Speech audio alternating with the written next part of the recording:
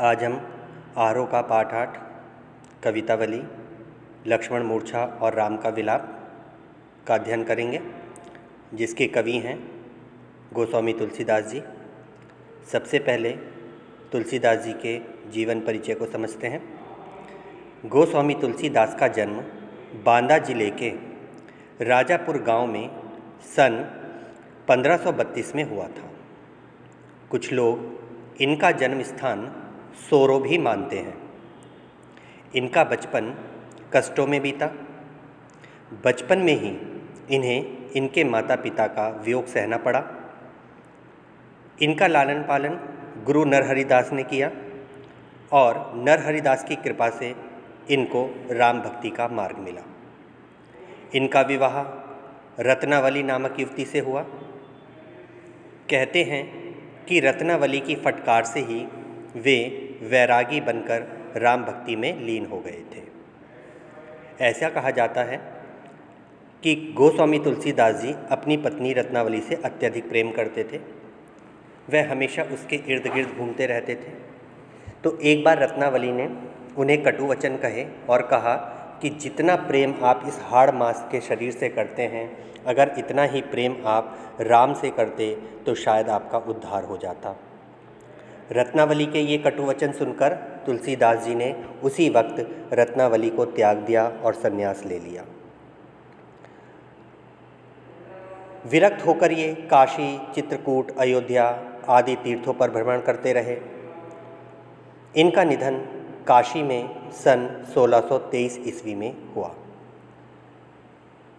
रचनाएं गोस्वामी तुलसीदास जी की रचनाएं निम्नलिखित हैं: रामचरितमानस, कवितावली, रामलला नहछू, गीतावली, दोहावली, विनय पत्रिका, रामाज्ञा प्रश्न, कृष्ण गीतावली, पार्वती मंगल, जानकी मंगल, हनुमान बाहुक, वैराग्य संदीपनी।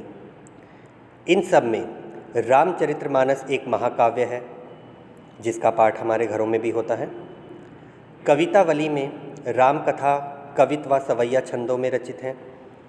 विनय पत्रिका में राम की स्तुति है, जिसमें गेय पद हैं।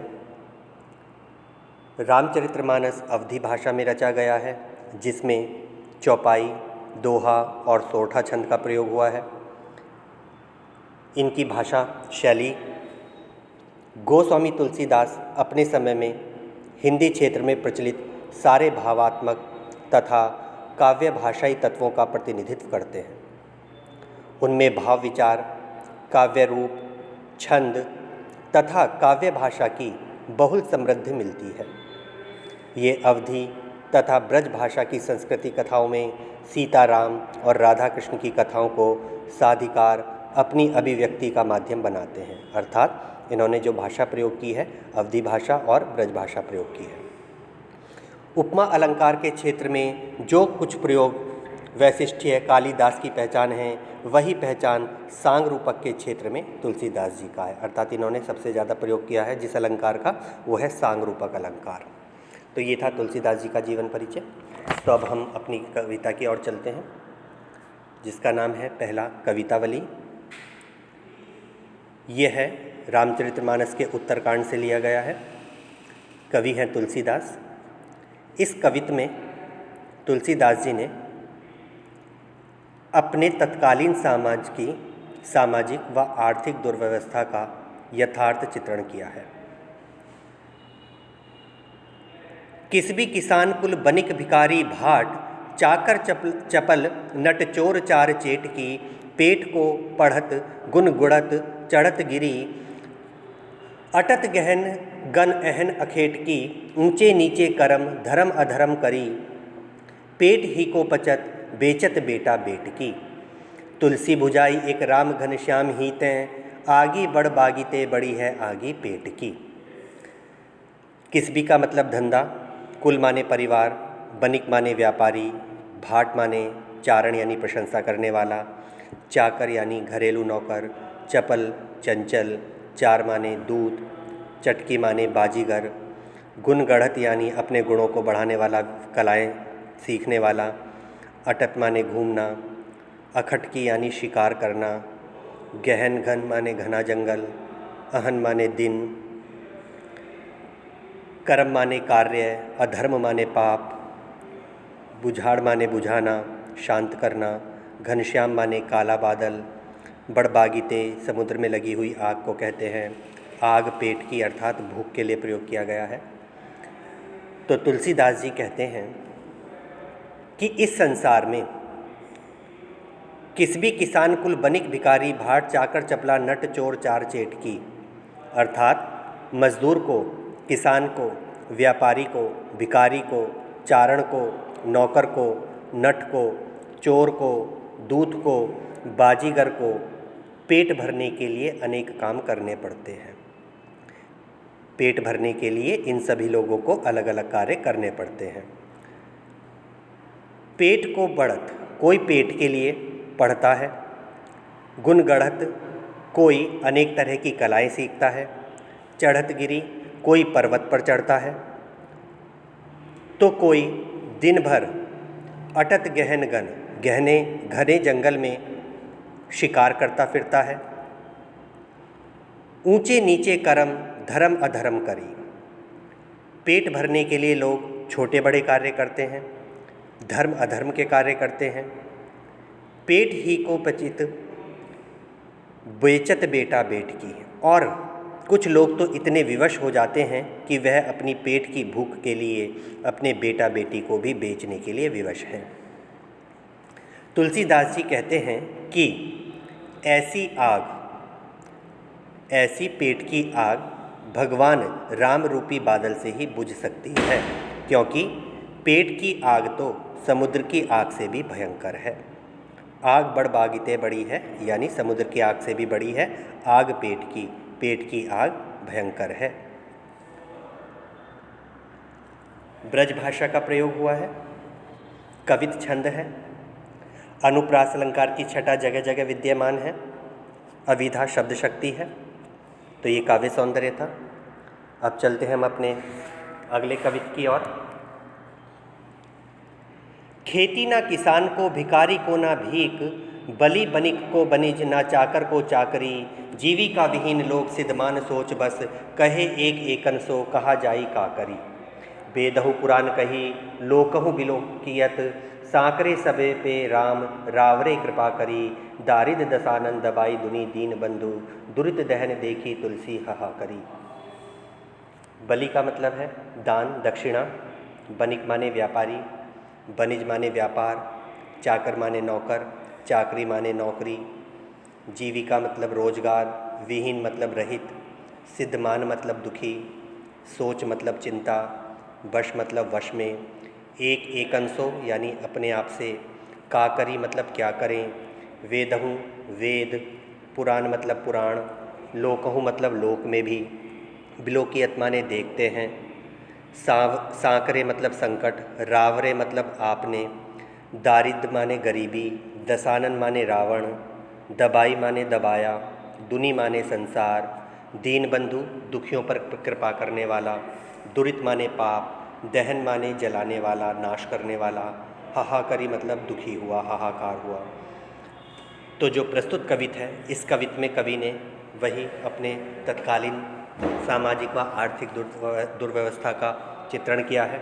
तुलसीदास जी कहते हैं कि अकाल की भयानक स्थिति है, अर्थात अकाल पड़ा हुआ है और इस समय में खेत ना किसान को, अर्थात किसान के पास खेती नहीं है, अर्थात उसकी खेती नष्ट हो गई है। भिखारी को ना भीख, और भिखारियों को भीख भी नहीं मिल रही है। बलि बनिक को बनिज, और ना ही बलि को भोजन भी नहीं मिल रहा है। व्यापारी का व्यापार नहीं है, नौकरों को नौकरी नहीं मिल रही है, अर्थात चारों तरफ बेरोजगारी फैली हुई है। जीविका विहीन लोग सिद्धमान सोच बस, और जीविका से विहीन लोग दुखी हैं, चिंता में डूबे हुए हैं। कहे एक एकन सो, वे एक दूसरे से पूछते हैं, कहाँ जाई का करी, कहाँ जाएं क्या करें। वेदहु पुराण कही, वेदों और पुराणों में कहा गया है, लोकहु बिलोकियत, लोक में ऐसा देखा गया है कि जब भी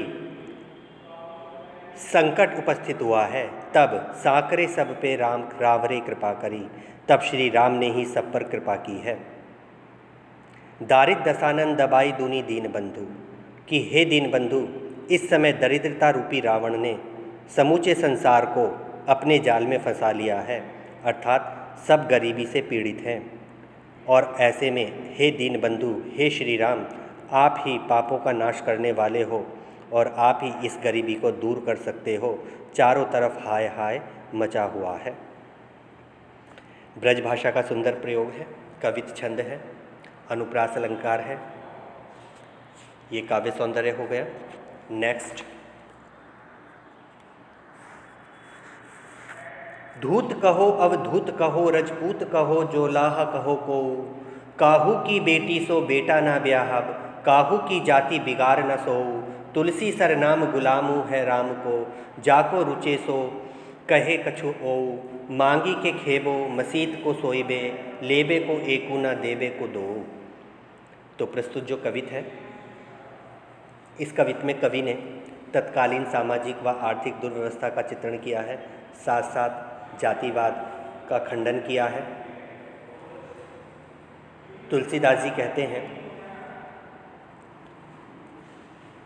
कि समाज में व्याप्त जातिवाद और धर्म का खंडन मैं करता हूँ क्योंकि मैं श्री राम का भक्त हूँ। वह कहते हैं कि चाहे तुम लोग मुझे धूत कहो यानी धूर्त कहो, पाखंडी कहो या अवधूत कहो, अवधूत मीन्स सन्यासी, चाहे सन्यासी कहो, रजपूत कहो, रजपूतु मतलब राजपूत, चाहे तुम मुझे जाति से राजपूत कहो, जोलाहा कहो को, चाहे कोई मुझे जुलाहा कहे, जुलाहा यानी जो वस्त्र बनाने का काम करते हैं, काहू की बेटी सो बेटो ना ब्याह, मुझे कोई भी फर्क नहीं पड़ता क्योंकि मुझे किसी की बेटी से अपने बेटे का विवाह नहीं करना है।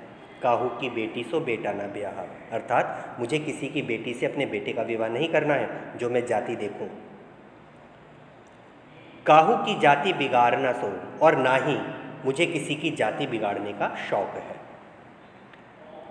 तुलसी सरनाम गुलामू है, सरनाम का मतलब होता है प्रसिद्ध।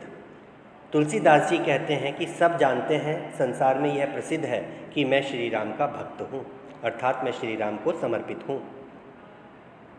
जाको रुचे सो कहे कछु ओ, जिसे मेरे बारे में जो अच्छा लगे वह कह सकता है। मांगी के खेबो, मैं मांग कर खा सकता हूँ, अर्थात भीख मांग सकता हूँ। मसीत को सोइबो, मैं मस्जिद में सो सकता हूँ। लेबे को एक ना देवे को दो, ना मुझे किसी से कुछ लेना है ना मुझे किसी को कुछ देना है, अर्थात कवि का समाज से कोई संबंध नहीं है, वह राम के प्रति पूर्ण रूप से समर्पित है। ये सवैया छंद है, ब्रज भाषा है और अनुप्रास अलंकार की छटा विद्यमान है और मुहावरे का भी प्रयोग हुआ है, न किसी से लेना ना किसी को कुछ देना। तो ये थी कवितावली।